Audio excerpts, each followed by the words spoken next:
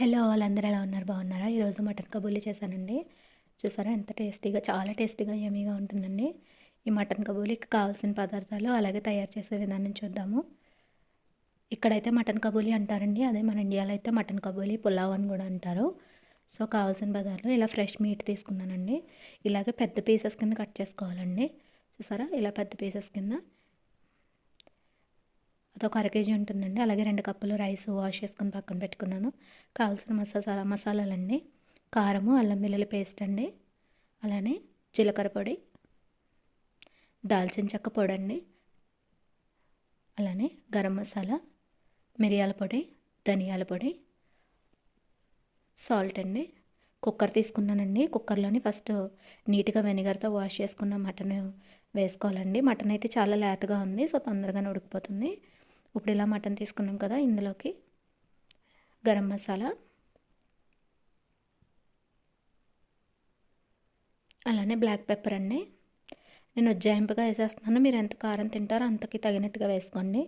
అలానే దాల్చిన చెక్క పొడి అండి,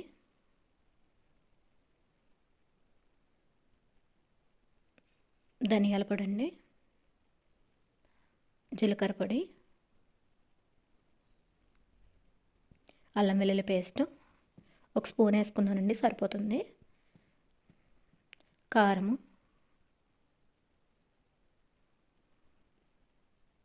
సాల్ట్ అండి. సాల్ట్ కూడా తగినంత వేసుకోండి. ఇలా మిక్స్ చేసుకోవాలండి హ్యాండ్ తోటి. చూసారా ఇలా నీట్గా మిక్స్ చేసుకున్నాం కదా. ఇప్పుడు గ్యాస్ మీద పెట్టుకుందామండి. అలానే మసాలా సరుకులు వేసానండి. బిర్యానీ ఆకు, చెక్క, యాలకులండి. చిన్న జాపత్రి ముక్క వేసానండి, ఎక్కువ కాదు, జస్ట్ చిన్నది వేసాను. అలాగే హాట్ వాటర్ వేసానండి. మటన్ ఉడకపెట్టడానికి కావాల్సినంత హాట్ వాటర్ వేసాను. మరి ఈ రైస్తోనే కదండి మనం ఈ వాటర్తోనే రైస్ కుక్ చేస్తాము. సో కాబట్టి నేను వాటర్ మెజర్మెంట్తో వేయలేదు.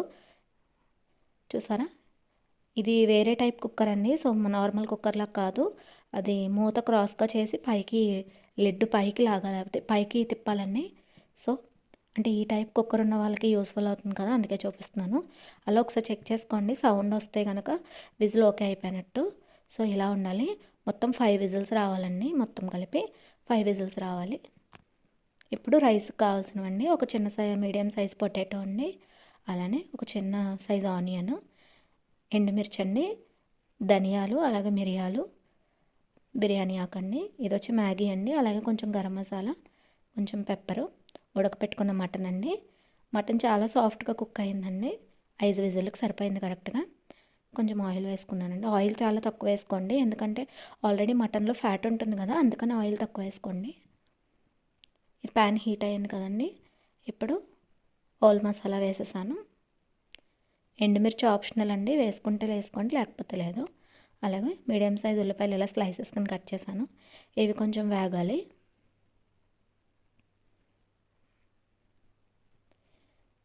ఇవి జస్ట్ కలర్ మారితే సరిపోతుందండి. చూసారా కలర్ మారింది కదా, పింక్ షేడ్లోకి టర్న్ అయినాయి. ఇప్పుడు పొటాటో కూడా ఆప్షన్ అండి. బట్ నేను వర్క్ చేసే ఇంట్లో కిడ్స్ బాగా లైక్ చేస్తారు. అలానే మసాలా కూడా వేసేసుకోవాలి. ఇప్పుడు ఉడకపెట్టిన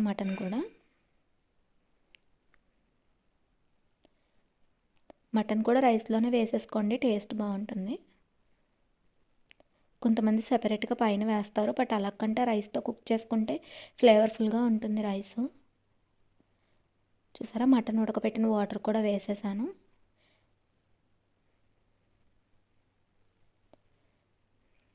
అలా స్ట్రైనర్తో స్ట్రైన్ చేసేసుకున్నానండి. అంటే మసాలా కట్ట అంతా వడకొట్టేసి నీట్గా ప్లెయిన్ వాటర్ వేసాను.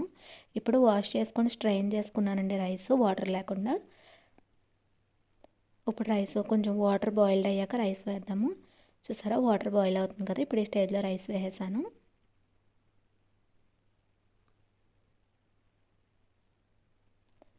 ఇప్పుడు మొత్తం మిక్స్ చేసుకోవాలండి ప్రాపర్గాని.